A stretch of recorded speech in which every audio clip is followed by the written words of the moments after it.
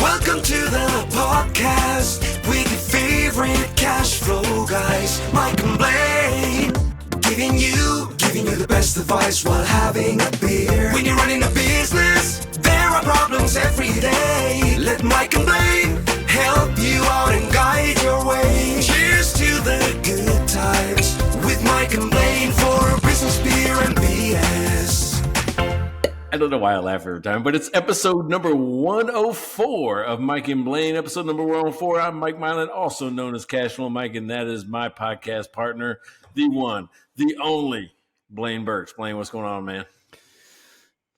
Not much, man. Happy to be doing this after. It's been a busy week, man, and it's so. I always look forward to Thursday afternoon when sometimes like, all right, let's crack a beer and relax a bit, and it's just been busy. Jeez. You know, you said something right before we went live. And I'm like, oh my God, we haven't said that forever. What's that? Just give her. Oh, yeah. I thought you might pick up on that right after it slipped out. I was like, yeah, just give her. So we're just going to give her, right? So, and by the way, if you think that's a cool sentence, cool statement, check out Mike and Blaine and our website and our merch store, because guess what? We have Just Give Her t-shirts. Yep, we got, and some other cool merch, but I do love the Just Give Her t-shirt. That's just a great t-shirt. So that's the next one I'm buying right there. I'm buying it. And now I thought about it, I forgot about it. I really did. I forgot about it. We get so wrapped up in our heads on t-shirts, our skeleton heads on t-shirts. I'm like, let's just go with Just Give Her. Now, my daughter bought one of our shirts, and it was the Buy Us a Beer shirt. Buy Us a Beer. I love that one too. It's a Buy Us a Beer shirt. And she wears it around the college campuses at Mizzou in Columbia, Missouri. So she just walks around with Buy Us a Beer, Mike and Blaine. And guess what? It must have worked, right? Somebody bought us a beer. That's so outstanding. And it happens occasionally, right? So we normally have beer sponsors. You've got sponsors. I've had sponsors. But Wayne Kutch actually pushed the button. He bought us a beer the way we intended it, the way God intended it, just buying us a beer by clicking a button. So, hey, thank you, Wayne. I definitely appreciate that. You, my man, are just giving her today. So I appreciate that. That's outstanding. Thanks so much, Wayne. That's so cool. We love it when we get the surprise beers coming in. So that's just awesome. So what are you drinking today then? What's Wayne bought you? All right. So here's the thing. Check this out. I got to say the topic or it doesn't make sense. Or it makes sense. All right. Yeah. So I was walking by the bookcase earlier. I'm like, oh my God, I haven't come up with a topic yet. And I saw the book Ready, Fire, Aim. Right. And it's about balancing, the need to execute versus the need to plan. Right. So it's one of those things where I'm like, okay, that's a really cool topic, about how do we balance that? So because of the title, Ready, Fire, Aim, we're going to drink a real ale Squirt gun. Squirt gun. Nice. Yeah, Squirt gun. It's real ale, another Texas beer. I think we've done real ale before. Really? It sounds familiar. I think maybe we've done like 100 different breweries. So probably, but who knows? Maybe not. So sweet. Yeah. And okay, so now the way you wrote the topic, the way you kind of simplified it down, you said good or perfect. So that's how you boiled that concept down. Yeah. Good or perfect. So what I dug up was a Collective Arts IPA called Galaxy Two Ways. That's and right. Then it's got this cool, wolf biting, and it's an IPA. And so it felt like a bit of a stretch today, but I don't know. I went through my beer fridge and I'm like, I don't know if I got one that's quite right there. So this is about as good as I could pull off today. Hey, and guess what? We're matched up kind of evenly on the APV. So I think I'm around 6% here. We're both going 6.6. So we're both going a little light today, which is good. And I got to mention my beer sponsor. So Jonathan Engel from Engel Investments. And so what Jonathan does helps you if you're fundraising, go talk with Jonathan. If you want to sell your business, go talk with Jonathan. He's awesome. He helped us raise our last round. Check him out. Jonathan Engel, Angell. And I think it's just Engel Investments online. And but you'll see it. You'll see it in the description. You'll see his name. You can go check him out on LinkedIn. He's your man. All right. So, and we just posted, as we're recording this, we just posted last week's. We were with Ron Saharian of Profit First. Still one of my favorite episodes. The guy was great. That's He came fun. in here, especially because we don't have a lot of like third heads, third parties. Yeah. Like, how do you navigate three people in a conversation? I mean, I don't know, Mike. We've been doing this since we were in third grade. You know? That worked really good. It was a great episode. If you haven't caught it at 103, go check it out. All right, so you did mention that, right? So when I wrote up the description, I didn't want to use Ready, Fire, Aim. That's that's a book already. That's somebody else's idea. But what it reminded me of was the fact that there's a balancing act, and the quote that came to mind, I think, is from General Patton, right? Back in my Army days again. General Patton says, a good plan executed on time is better than a perfect plan executed late. Right. That's kind of the thought process there. So what I thought we'd do today is we kind of dig into like going, well, as business markets shift, as trends shift, as feedback comes in from your customers, what changes and how do you react? So, I mean, let's kind of dig into that today. What do you think? Well, and the reason I know, like, I thought this was such a great topic is so many experts talk about this in so many different ways. Like the lean startup talks about, you just like dive in and get going and iterate and test. That's what's always talking about is test. The launch and learn, the concept of launch and learn, the fail fast, all of these things all speak to the same thing is you got to get out there. You got to get in the wild, learn from your customers. You can't do that if you're trying to be perfect. First of all, you're never going to be perfect. But if you aim for good, you can learn quickly and iterate, and it keeps getting better and better and better. And I'll tell you, I guarantee you, if you try for perfect before you've talked with anyone, before you've tested, before you've validated, it's probably shit. You'll convince yourself it's awesome until it gets out in the wild and just like the real bullets are flying.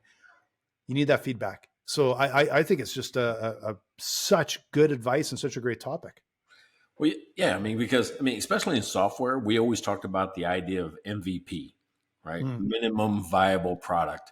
And the way we developed it, maybe you guys did it differently, was all right, here's what all it could be. We'd mind map it out. How do these different features, different things connect, and why should it be included in the product? But this minimum viable product is, what is the key features I have to go into the market with? This has to deliver on a promise before I say, yeah, we can build on this. What's the middle part? What's the guts? What's the core to this whole product? So, hey, what was Dry Run like in the first iteration, the MVP? Oh boy. Now the interesting part is I've talked with some startup, like you either go one way or the other. Usually it's like you try and overbuild the whole thing, or occasionally people don't go far enough and it doesn't have the V part. It's not viable yet. And so the feedback they get isn't actually really accurate because you're not solving their problem. They're not enough to solve a problem. So when I started on Dry Run, it's kind of funny because I was looking back and thinking about it the other day. And I'm like, I launched a website. I came up with a brand first. Like I had this idea. I kind of know the problem I want to solve. I kind of know what I want to do. And being a designer, I came up with the brand name. I got the domain. I trademarked it. I had nothing. That's all I had, right? Then I put up a website, told people kind of what I was trying to do, and sign up for a newsletter. And I literally did some blog posts and started to get traffic from that. Still didn't have anything. And then I had like drawings and wireframes and all of this. And then I got just a static prototype that didn't connect to anything. It was so ultra simple, but I could validate. I could try and test it out. That was my minimum viable product. Was here's this ultra simple thing that you just can only use manually, and you can enter a few things, and it makes the graph move. And we put up a price to see if anyone would buy it. And the first day or two we launched, it's like I got a customer from the US, a customer from Canada, a customer from Germany. And I'm like, oh shit, that's pretty neat, right? And so that was the validation I needed to go to the next step, which was brought on my co-founder, and we built, I guess that's what we call our MVP, because it was kind of the first real, like it was connected, it imported some data, still simple. So it was we took lots of those little baby steps. And there's another quote. You've probably heard this. I don't know the exact wording, but if you're not embarrassed by your first release, Yeah, you're releasing too late. that's right. And we kind of went with that. Like, I'm just like, throw it out there and see what happens.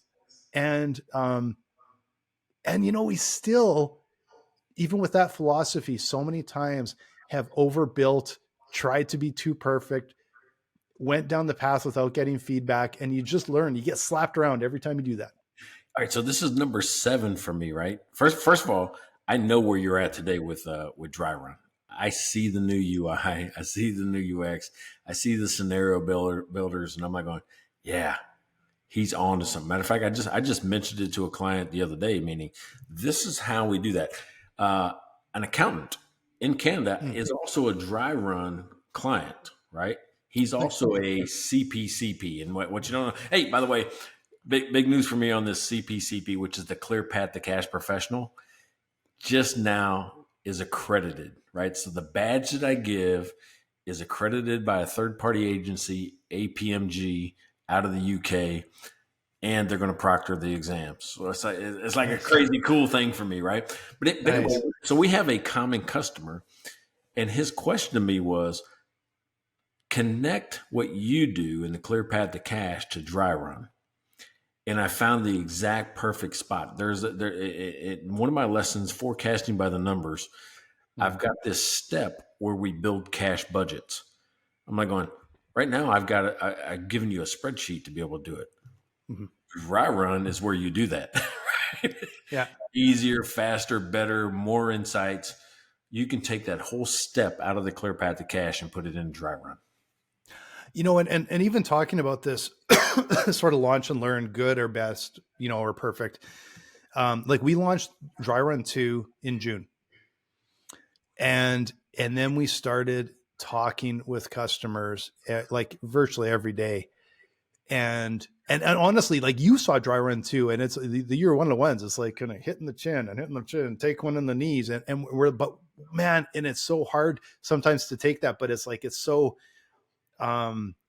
addictive to get that feedback that we've just, since June, we're just into August here. And the distance we've come since then, this quick, massive iteration. Some of the stuff we're working on right now is just like, yeah, that is simplifies things so much. But I'll tell you one of the things that really dovetails with what we're talking about. So we had a client meeting earlier today, and there's a part where somebody got confused. And so my team and I sat down, we were there for like probably 2 hours, at least Tarek and I were on for 2 hours, knocking this around and going, this has got to be really simple. Like, we're missing something here. And then finally the entire thing came unlocked. It was a simple switch in logic, but the way I knew it was a simple switch in logic and it worked is I went onto a sheet of paper and I went, here, I draw like an arrow back, actuals in the past, forecast in the future, and it's blue. And it's like, this is step 1, step 2, step 3. And I could do it in like not even a sentence with the simplest graphics to explain it. And that's our acid test, is that I can do this on a basically a napkin and explain it so simply. It's like, yes, we've solved that problem. That logic makes sense. We're on to the next step. But I know it's like, it'll never end. We're always talking with customers. We're always iterating. We're always learning. How do we make it easier for them and more intuitive, right? Yeah. So that's super interesting because, I'm building an app, right? Yeah, you've told me. Yeah. All right. So, of course, right? Look what's happened. So, what the first decision I had to make, I said probably in episode 2 or 5, where you have to make a decision on who you are in the marketplace, And my thing was, remember the statement I made was I a bar with a restaurant or a restaurant with a bar? I took that same logic and applied it to Cashflow Mike just now, which was, am I an education company with software, or am I a software company with education? And in the past, I've always been the opposite. I've always been Finagraph or Cashflow Tool or Path by Simplex, where we're building software, and then I use education to kind of, add value to the software. I'm not going to do that this time. And I'm also not going to release it publicly. So that's a different thing, right? So because it's a Different approach. distraction, it's a distraction. It's like going, now I'm confusing Yep. the market on what I do. So to me, it's like an add-on. After you do the education, you get the app, right? Yeah. And it's super focused, like on exactly what you need. You get feedback from your customers right there, and it's like super dovetailed to what they need. And here's what I found out by doing this. I don't have to put as much effort into education inside the software. Yeah. Because if you've already learned the concepts, you know what the chart is, right? That I show you. Yeah. You know what the result is. You know what I'm trying to tell you when I show you the calculation. So it's actually making it easier to use and make the software because I've stripped out all the fancy stuff I put in software in the past. Yep. It's just a super focused spreadsheet. They can do it on a spreadsheet now. It's just so much easier with a piece of software. Yeah. Like we've been, the thing that I find interesting is that the most excited we get, like I saw some of the stuff Tarek was working on yesterday, and I'm like, oh man, that's so cool. But the context of that was different. My reaction was different because I know where somebody got like a little bit confused, or I know where we had a little bit of friction, and we've overcome that, and it's beautiful, but it solves that problem. And you know, we keep saying, okay, like we've got lots of power under the hood, but how do we make it simpler? How do we make it easier to understand, simpler to use, simpler to onboard, and have the power when you need it? But you probably have to have a little bit of training to get to that next step. But we got to get that first step, that first success under your belt, right? And what's to me, I'm like going, we fall into groupthink very quickly, right? Because you're in dry run all day long, your team's in dry run all day long, and then you introduce a new feature, a new step, or something to someone outside the fold that's not there. That's maybe seeing it for the first time, and you're going to hit conflict. You're going to because they're not thinking along the same lines.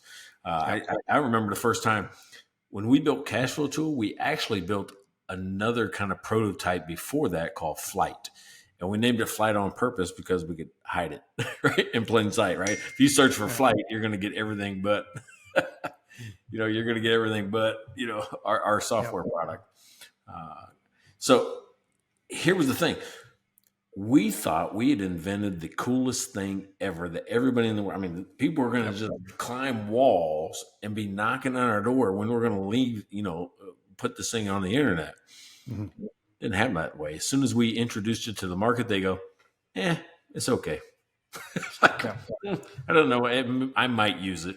That's the worst words to hear and the best words to hear at the same time. We're like going, oh yeah, I'm not going to waste any more time going down this road. Yeah. The thing that I found where we have gone off track a few times was you have to be so disciplined on understanding the feedback you're getting back, especially negative feedback.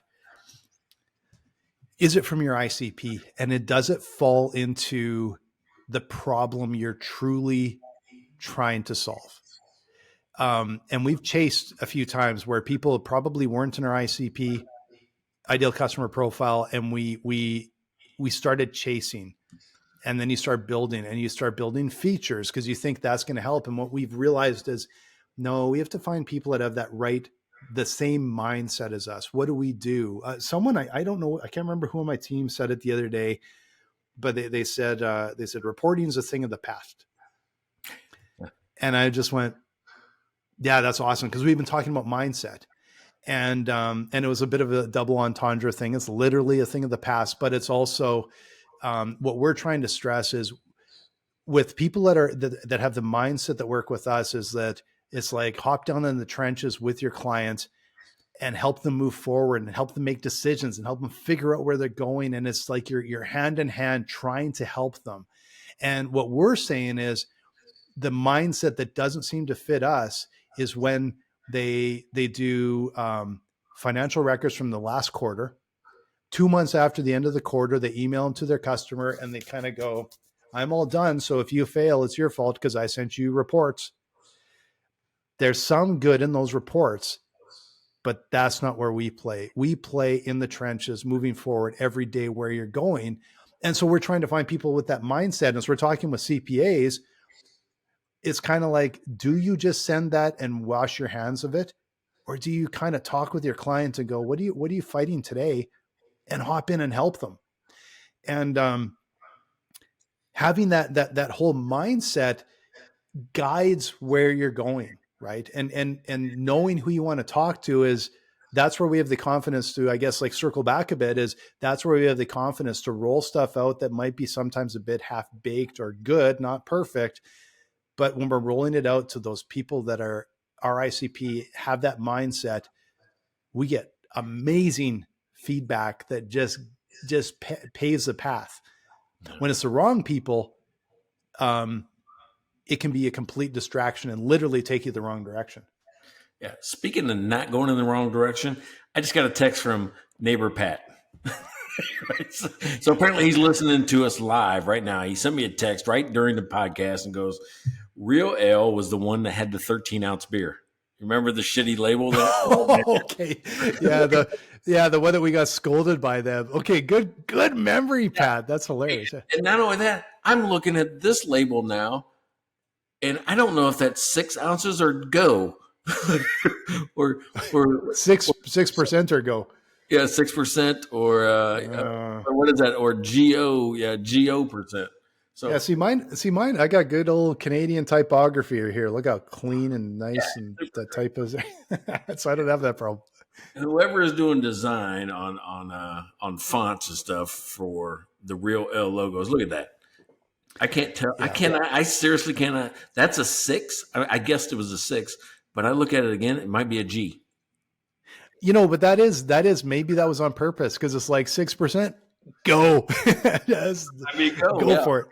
If you're at Real Ale, you tell me what this means, because we are seriously trying to figure you out. This is 2 labels in a row. Oh boy. Pat pointed that out. I mean, see, he should be our podcast historian. Yeah, no, yeah. Like Pat's the expert on the podcast, because you and I can't remember, especially by the time we get to the end of the episode. Like, I don't remember what we talked about. What was the topic again? Breger sent me a text like this morning, right? So Breger, you remember neighbor Breger? I got neighbor Pat and neighbor Breger. Yep. Breger sent me a text this morning that said, I guess it was last night. Blaine can easily drive from Canada to Arizona via the supercharger network. When the hell did we talk about that? The supercharger? I don't remember. Oh, we were talking about electric cars. Okay, you know what, Breger? Nope. Well, unless there's a network they're building now. Man, I tell you, when we drive, like when we go through California, yeah, we could stop easy. But when we go straight down through Montana, Idaho, Utah, oh man, we're going a long way, and we're going up some passes. And I got to tell you, there is no charger, I don't think, in the Monida Pass in Montana. I don't think there's a charger there. My response to him was too risky. Too risky. Yeah. Now, Breger's also the guy that couldn't hang out with me because he had a report due at midnight. Who has reports due at midnight? Like, he's the midnight rider. If anybody, the midnight report rider. That's someone that's taking the date seriously, going like, well, I have till August 17th. Well, that must mean midnight. So it's midnight. That's right. It's due by midnight. So anyway, this is super interesting. So what I want to do is talk next about the planning process, because we say it's a balance between execution and planning. And I want to talk about that, right? Because I think what I like is that when people put ideas out into the market, they test. And I think you've said it in the past, fail fast, right? Yeah. Fail fast, because everybody fails. You just got to figure out and get to it at the fastest point so you can move past it. It's like searching. I mean, the way I tell my teams a lot of times, I'm like, imagine you're in a glass room, right? And you're looking for a way out, and you're just feeling around and you find a seam, a little crack in the wall. That's where you want to focus, is that. It doesn't matter about the whole big picture around you. It's that sales seam. It's that little seam that you're going to focus in on. So what about finding that sales seam, failing fast, and then planning to get there afterwards, right? So what do you think about that? Can you connect those two for me? Yeah, well, I know from experience of complete failure that but fail fast is one of the things I haven't necessarily been good at. Sometimes we've been a little slow learners at times, right? And it's because you can have some of those false positives. That's what we've seen is like, yeah, you're growing fast, but it isn't quite right. It isn't the actual seam, and I know we've a couple times missed. There's times where we've looked and I went, shoot, we were just digging around the hard way, and the easy way, it turns out we're in even better shape than we thought. We just didn't recognize it. We've done that a few times and went, oh, we were so focused on our own shit. We didn't know that we've got like an engine over here that's actually super easy and just working. And we have a market over here that's really accepting and working. And there's times where we're just like, it feels like we've done things the hard way over and over again, when the easy way was right there. And I don't know what the answer is. But I think sometimes it still circles back to talking with the market, talking with your customers, and actually listening to the answer and analyzing the answer instead of trying to wedge it into your mindset before you've done anything. We did that at Finnegraph with a product called Strongbox, right? So Strongbox is something that, banks can use to gather data from a bunch of different places and put it in their loan underwriting system. So we were selling a full robust platform. And we were getting time after time, our customers were saying, yeah, I like it, but I just want the one tax reader thing. Just want that little part of it.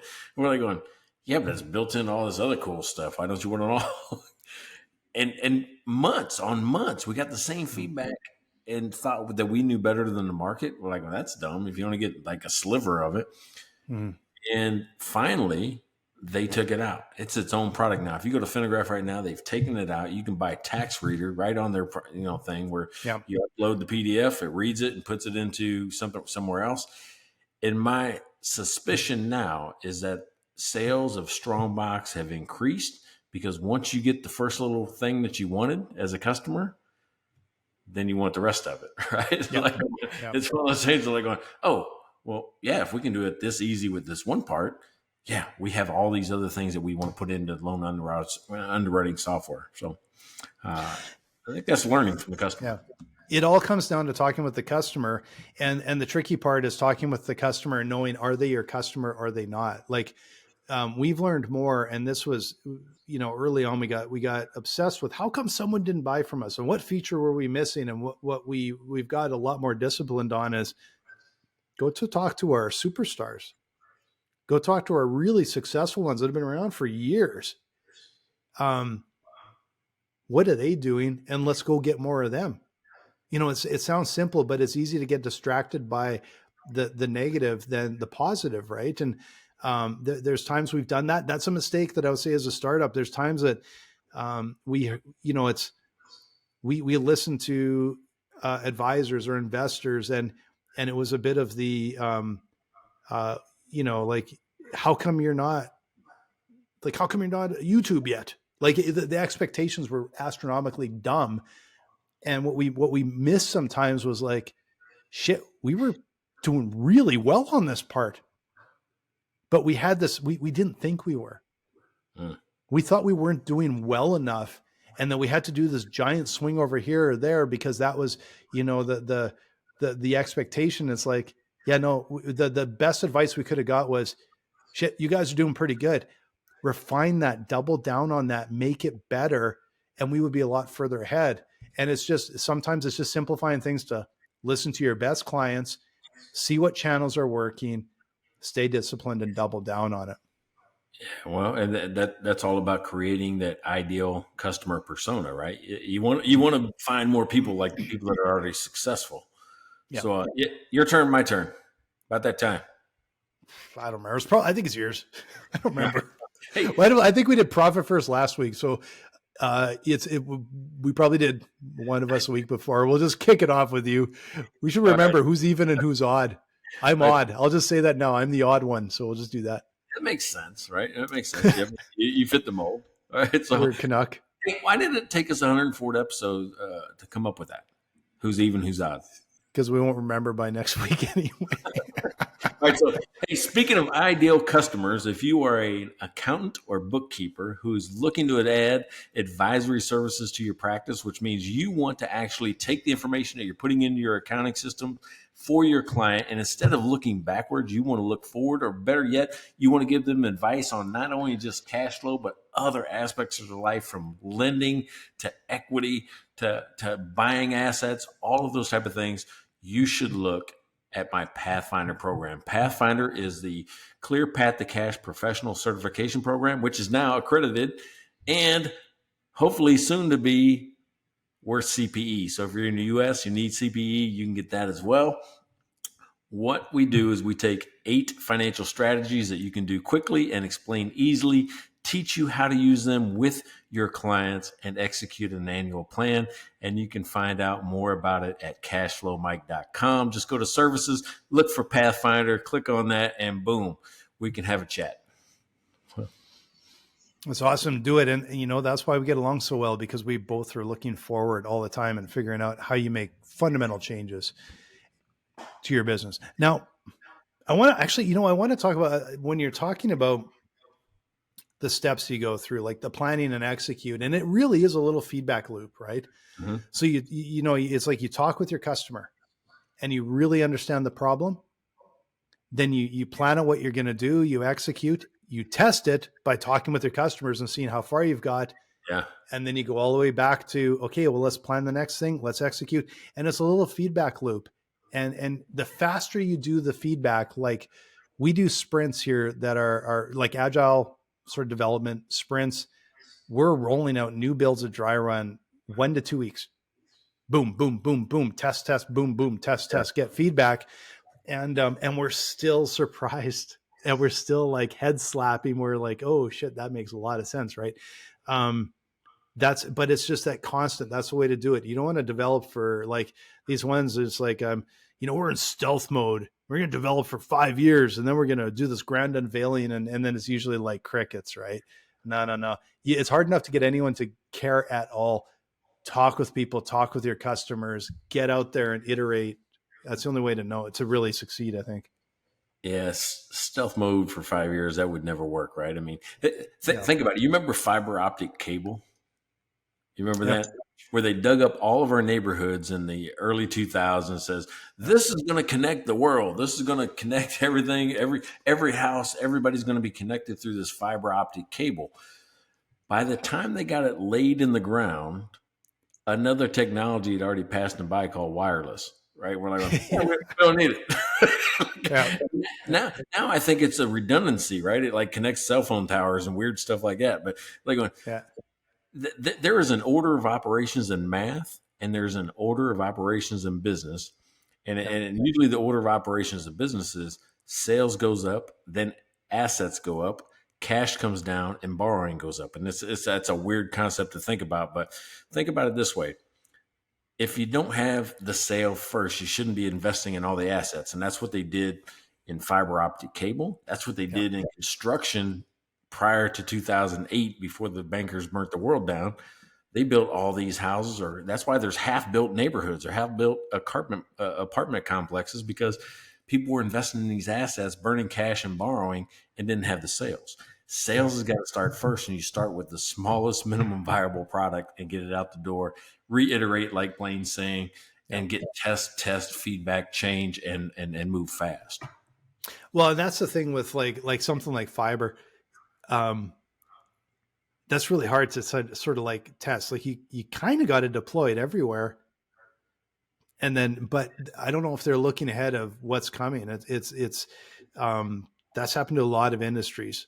where they build and it gets upset partway through. And I don't know, they dug up our entire country here trying to run fiber everywhere. And somehow we ended up with some of the most expensive, worst cell phone and internet service on the planet, I think sometimes. So what was that one? Rogers? I know my phone changes over when I get up there. Yeah, I got Rogers for my cell phone. I kind of think our internet here might have got bought by Rogers. I think we might be all Rogers now unintentionally just by acquisition. So anyway.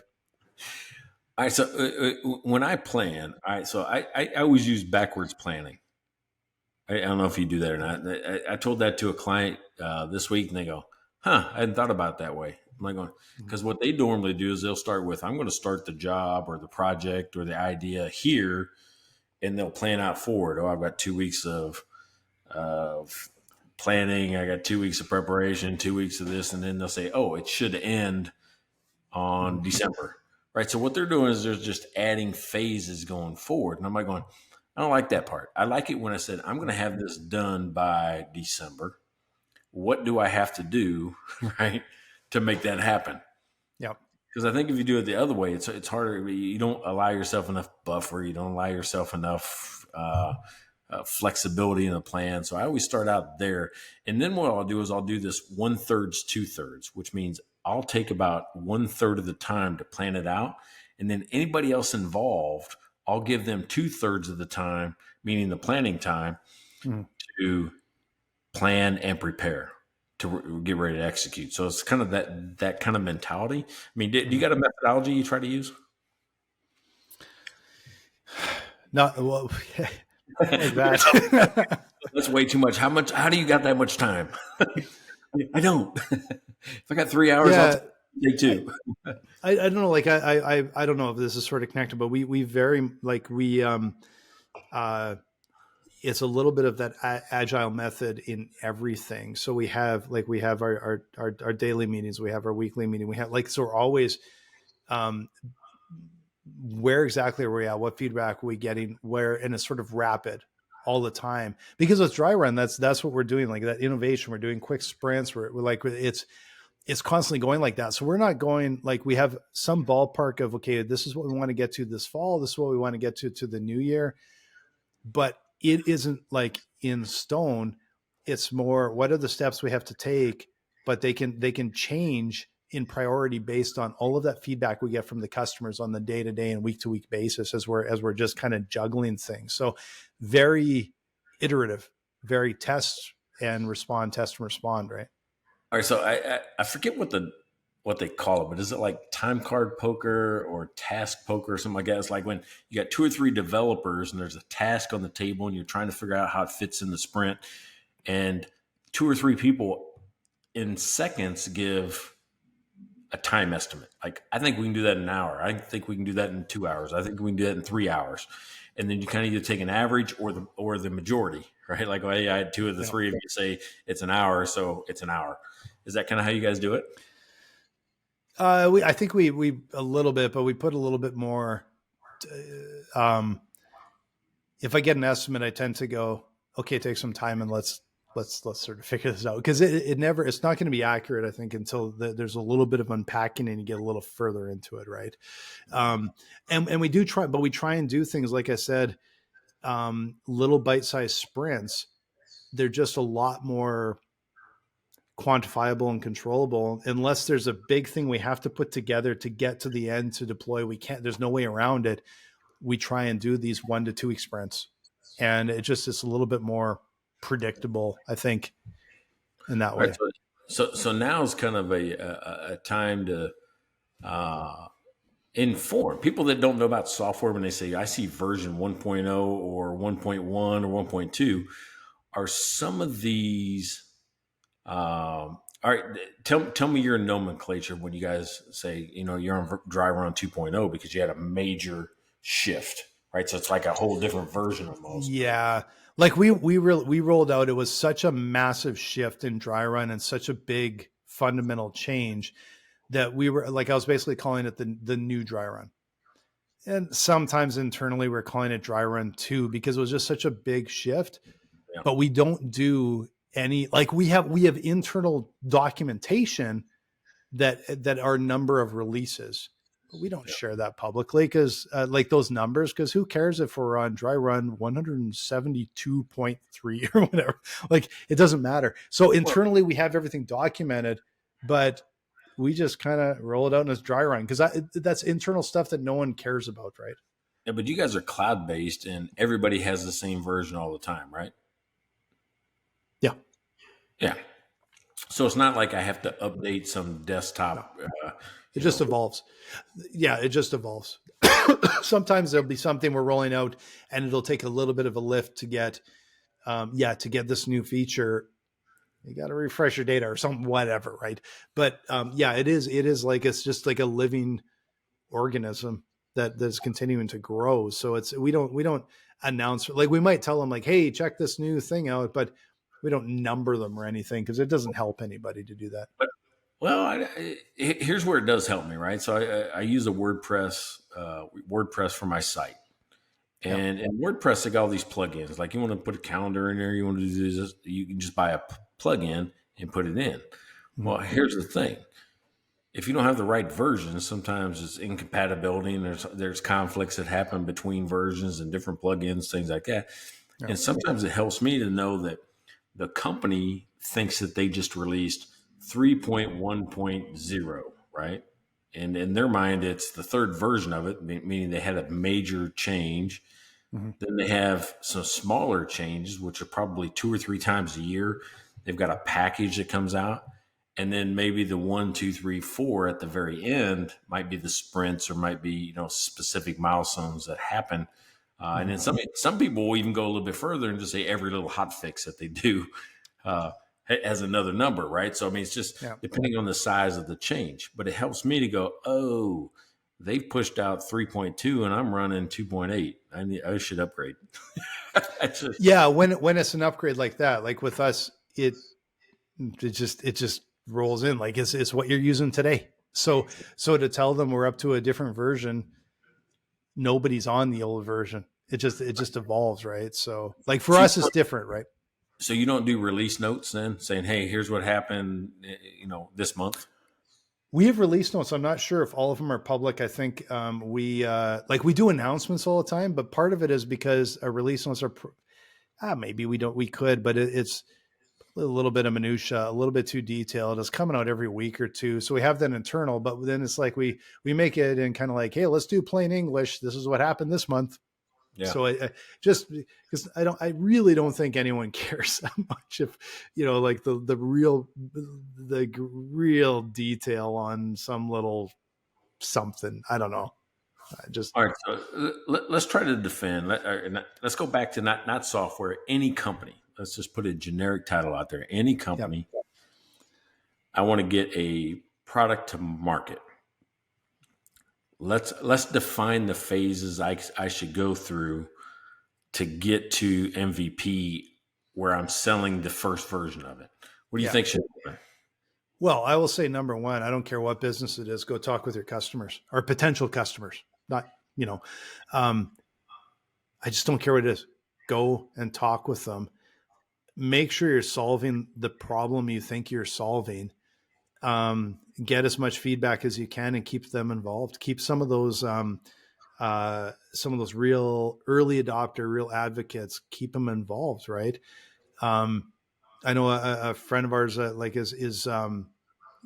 he runs some restaurants. He's opening another location. He was talking about, when they get to the stage that they start to develop the menu and all the things that they're cooking and all the people that come in and then they sit down and they just try it and they critique everything. They like, it's so much about, that testing and feedback. And I think that's so important because I think, like I said, it's the opposite to me is like these stealth startups that it's like, I'm going to go hide in my room because I got such a great idea and I refuse to talk to anybody. Man, I don't know how many of those like actually make it. Cause to me, it's the philosophy is just opposite of success where you need people to think about you, to know about you, to want to talk with you, and it just seems weird to me to do it that way. Or I've talked to VCs that go, "Oh yeah, I've heard that 3 or 4 times this quarter." Yeah. Your stealth idea, that you wouldn't talk to anybody about. Like, oh yeah, somebody else is already doing that. They're like 4 steps ahead of you. Yeah, and they're probably 4 steps ahead because they dove in. And that's the thing. That's the other thing is people think they protect themselves by not telling anybody about it. I actually think this is the opposite. You protect yourself by telling everybody about it because anybody coming in behind you thinks they're behind. That's right. And you will get so far ahead by talking with the market and talking with everybody and getting those early adopters, getting those early customers, that the whole stealth startup thing, I'm like, there probably is some instance somewhere where it makes sense. But honestly, no, it doesn't. I can't see where it makes sense. Yeah, if you get the idea out there, then everybody's like going, I think Blaine was doing that back in September. You're like going, oh man, I guess I'm behind. All right, so to me here, I'm thinking I liked what you said about solve a problem, right? And because that's the only reason to do any of this. I mean, I don't care if it's dry run, if it's cash flow Mike, if it's Uber, right? Yeah. What's the problem you're solving? Yeah. The price point, though, I think the sliding scale is how much do I have to connect with you emotionally, right? If I got a $10, widget, well, people are going to buy the widget just because it solves whatever problem they have, right? A hammer. Oh, I need a hammer. There's not an emotional connection to I need a hammer. There's a hammer. It's $10. I buy it and I go about my business. But if I ask for that, come on. everybody has like this sort of like an aspirational thing or like an elite thing. I remember when I was like in construction in university, it was like one of my summer job going into construction, and I had to go buy a hammer. And I still remember the guys like, you go buy was it E-Swing or something like that? And I go to the store and it's kind of expensive, but it's like, dude, that is a sexy looking hammer. Like that looks awesome. And I still have in the garage. And if I walk up and look at it, that's one damn nice hammer. And it was an emotional reaction to this hammer, right? Like it's sweet. It's a great tool. Yeah, I'm not saying buy cheap tools. I'm just saying that I don't think, maybe you did. Maybe you fell in love with your hammer. I don't know. I have a garage full of tools, and I got my favorites. I got ones that are like, man, that's pretty nice, man. That's a cool tool. Like, cause I like tools, right? Like they're cool, man. Okay. How about an avocado? I like avocado. You have a favorite one that you're like, oh, that was the best avocado I ever had and bought, and I wish I still had it. There's a guy, Paul, I think, one of the founders of A2X. I'm pretty sure it was it his dad invented an avocado. They're from New Zealand. Yeah, they're from New Zealand. And apparently over there you can get in, I don't know, maybe Australia too, you can get all kinds of different avocados, and they breed or whatever their own avocados, and they come up with these breeds, and they can be all different sizes and all different textures and flavors and all this. And so somewhere in the world, they take their avocados like they think of avocados the way I think of beer. Like that there is a difference between them. So I guess the reason I'm saying this is what I'm saying is that when you're solving a problem and whatever that product is, I think you shouldn't shortchange it. I think if you find your ideal customer, there's a place for you to grab them emotionally and to build on more than just features. Well, that's how people ended up buying a pet rock. Yeah. People connected with that rock. They connected with it. They connected with the rock. No, but it's hard for me to think of, is there a product that you couldn't really get some sort of emotional connection with, like, or like more than just a feature? Is there a product that it's features and nothing else? There's no way to build a story around it. Okay, so I'm more connected to the pen than I am the paper. How about that? I can't think of I can think of a pen I would love to write with, and I would buy. I can't think of just, no, I only have to have this paper.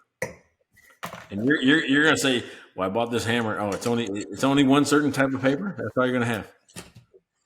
I buy this kind of notebook. It has to have coil rings so it sits flat. It has to be this big because I write so messy and big. It's got to have a heavy enough paper. I don't want lines on the paper. So I actually, and again, because I come from a design background. So I have, so the paper, the quality of the paper, everything, it matters to me. And my pens, I got like these whole, like I got 2 mugs here full of pens with different colors because I like to write in different colors and put my, like, sketch things and stuff all the time. Yeah. Me, I have only a few pens, a couple pens, only the ones I like, but I'll take anybody's free paper. I'll take free paper. I'll take free paper, but I like at notebooks because at every bloody conference, someone's giving a notebook away, but I will be a little judgy on it. Right. So there's a point where like there's products that I'll buy and I'll never, like, it's feature only and I'll never second guess it, whatever's just buying it. Okay.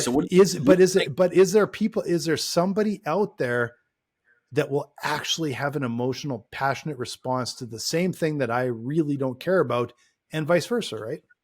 All right. So what about this? And you don't know what this is, but this is a 30-year-old calculator that still works.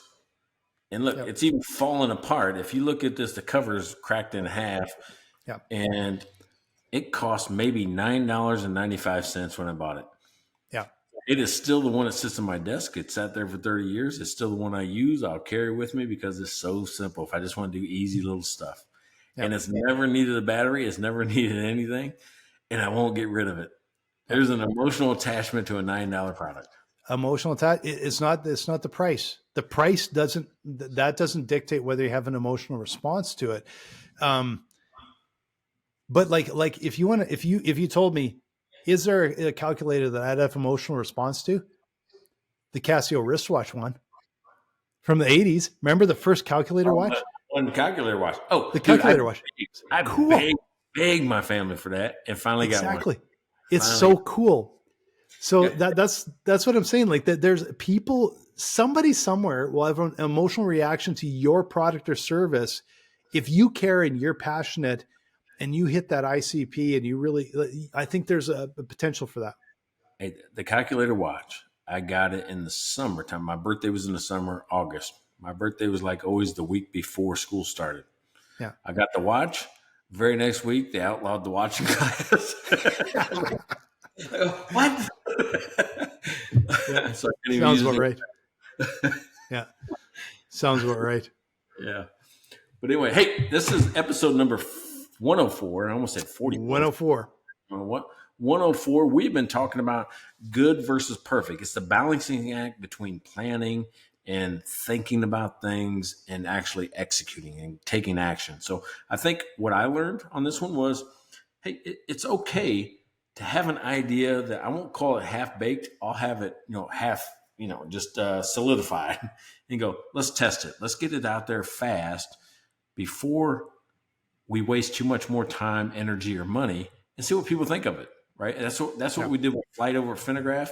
And we didn't scrap the whole thing. We took the most important thing out of Finograph or out of Flight and created a cash flow tool. Right. That's the origin story of cash flow tool. So I think fast to the market, fast to get feedback, and then fast to execute. What do you think? Yeah.